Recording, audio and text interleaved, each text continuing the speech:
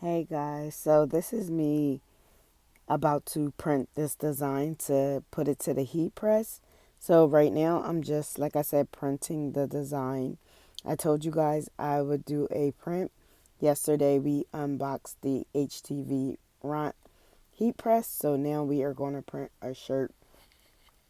So here I'm just checking on the design and I'm about to go to the file settings so that I can change the print settings, because what I did was turn my Epson into a sublimation printer. So here I am in Word and I'm going to the insert to change the layout so that way I can insert the picture. So as you can see, that's what I'm doing right now. And you want to go to insert the picture and you want to get it from your files from your your laptop, whether that be your MacBook or your HP. And I am using a Mac. So I'm also going to fit the design on the paper so that way I can get a bigger size and also just make sure it prints out correctly. So once I get the size that I am looking for, the only thing I didn't like is that I couldn't move the actual whole thing. As you can see, it wouldn't let me move it. So I had to keep stretching and pulling the design, which I did not like. So here we are about to go to our print settings. As you can see, you do want to change it to the current printer you're using, and then you just want to change the paper type. So you do want to leave that on default if you have a MacBook, and then you want to change it to print settings and go to changing the paper type and the quality. And then you want to also mirror the image. From there, you want to go to color options and you want to change it to the, well, you go to the advanced option, then you want to change it to the Adobe RGB and keep it at 2.2. You can change those colors if you like. I just leave mine alone. And once I see that that's done, I go ahead and hit print. So you guys are about to see me print the design. And here I am.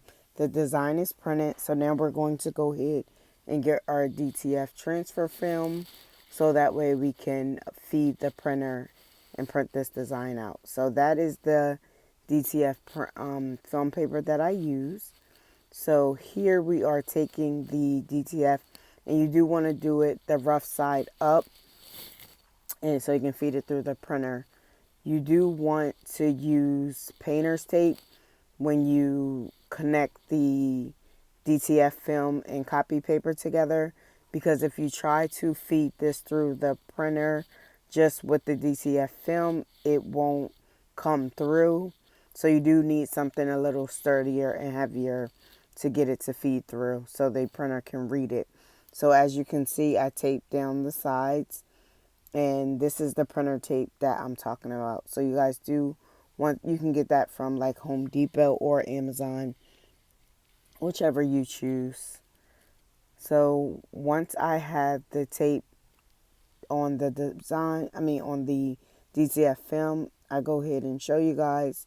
You do want to place the copy paper at the top when you feed it through the printer so that way the film can come out on the other side. If not, you're going to end up running the ink on the copy paper side and not your DTF film. So as you can see, I'm just showing you guys which side to lay it on. So again, just make sure you pay attention to that when you're feeding your printer. Now we're back at the printer. I'm printing out the design. I never actually printed out the first time because I had to get it ready. So here we are taking off the tape, because you do want to take that tape off if you can. See, I was just showing you how the design came out of the printer. It looks good. It looks great. As you guys can see, the ink is still wet. So you do want to make sure that you do not touch it at all whatsoever. And here I am using the DTF powder to put on the design. You do want to make sure you coat that all the way through. This is the DTF powder. I forgot the brand that I used. But you do want to coat that all the way through, so that way you have the powder on every part of the ink, because the ink is still wet and you want to catch it as soon as you take it out the printer, because if it dries you will not be able to coat it. And as you can see, the whole design is coated with the powder.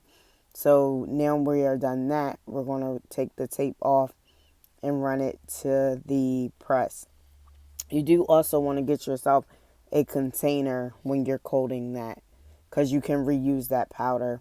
Now we're at the printer. I'm just here you are seeing me with the settings. I do take mine to 385 for 40 seconds just to heat up that powder, because you want that powder nice and melted. As you can see, I did go ahead and melt the powder. So all you see now is the ink coated with that powder. And when you do it, you can see how it's really coated in there. And right now I'm just cutting out the design and making it smaller, because I didn't need all that paper film on the shirt. And I was just pretty much wasting it, which I hated, but I had no other choice. And here I am just about to heat up the shirt. And one thing you guys will notice when you get your HTVRONT printer, you will see that this is an automatic.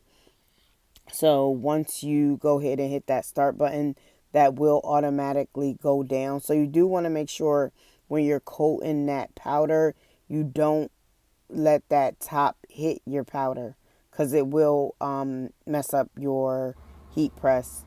And now you see me put the print on the shirt, and that's it.